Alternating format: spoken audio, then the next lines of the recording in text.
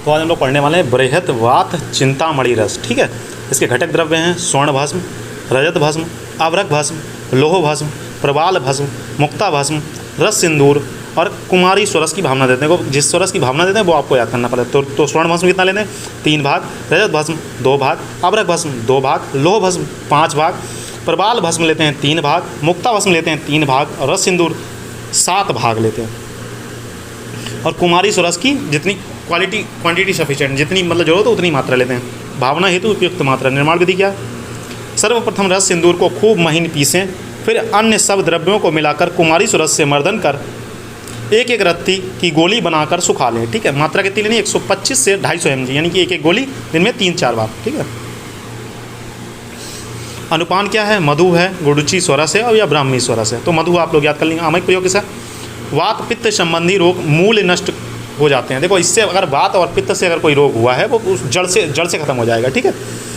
प्रलाप मतलब हृदय रोगों में अर्जुन की छाल के साथ अगर देंगे तो बहुत अच्छा प्रभाव देगा। पक्षाघात यानी पैरालिसिस में काम आता है। भ्रम मानी चक्कर अगर आ रहा हो, निद्रा लपता, किसी को नींद ना आ रही हो तो आप इसे दे सकते हैं। बृहत वात चिंतामणि रस को दे सकते हैं अगर किसी को नींद ना आ रही। और वात रोगों में से श्रेष्ठ माना गया, क्योंकि बृहत वात चिंतामणि रस मतलब वात की चिंता ही को खत्म कर देगा बिल्कुल। फार्माकोलॉजिकल प्रॉपर्टीज़ पढ़ते हैं। तो इसमें वर्ण कैसा है? रक्त वर्ण का है। रस कैसा है? मधुर और कषाय का है। गुण इसमें लघु है, वीर्य उष्ण है और विपाक मधुर है। कर्म है इसका बल्य, मेद्य और हृदय है। ठीक है। साइड इफेक्ट क्या है?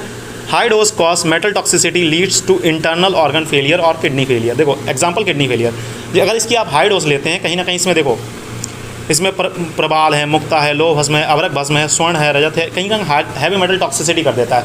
लीवर और किडनी को कहीं ना कहीं डैमेज करेगा। ठीक है। Avoided in pregnant women, lactating mother और चिल्ड्रन बिलो 5 ईयर्स। ये सब में कॉमन है तो सब में आप लिख सकते हैं, कुछ 1-2 को छोड़ के, जैसे आरोग्यवर्धनी बटी वगैरह उसमें थोड़ा छोड़ के, बाकी सब में ठीक है। वसंत और वो कुमार कल्याण रस को में छोड़ के ही है ये, मतलब कुमार कल्याण रस सबको दे सकते हैं, बाकी इन सब में यही है। रिसर्च अपडेट क्या? Evolution of neuro protective activity of the बृहत वात चिंतामणि रस, डॉक्टर विक्रम SDM कॉलेज है कर्नाटका में, वहाँ पर डॉक्टर विक्रम ने इसके ऊपर रिसर्च की तो ऐसे पाया कि ये हमारे जो मस्तिष्क की जो कोशिकाएँ हैं उन्हें बचाने में सामर्थ्य है। द रोल ऑफ बृहत वात चिंतामणि इन मैनेजमेंट ऑफ पक्षाघात, doctor Navami PG scholar of SDM college shows clinic. देखो डॉक्टर नवामी हैं PG स्कॉलर। देखो आपको नाम नहीं लिखना, आपको सिर्फ ये लिखना है इन्होंने क्या रिसर्च की है।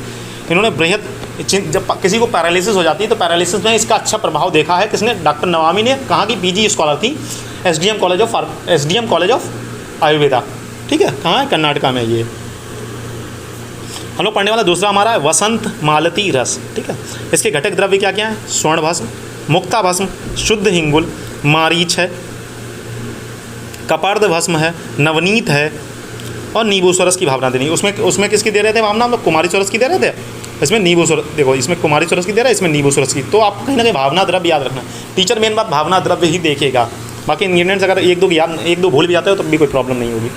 निर्माण विधि क्या? सभी घटक द्रव्य को लें, नींबू स्वरस में वर्धन कर एक एक रत्ती गोली बना। सिंपल। ठीक है।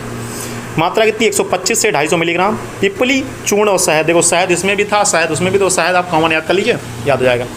जीर्ण कास है तो जीर्ण श्वास भी हो जाएगा। विषम ज्वर और जीर्ण ज्वर। ठीक है, इनमें इस्तेमाल करते हैं।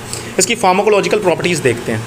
वर्ण कैसा होता है इसका? रक्त वर्ण का होता है। रस तिक्त और कषाय होता है। गुण लघु रुक्ष होता है। वीर्य शीत होगा और विपाक मधुर होता है इसका। ठीक है।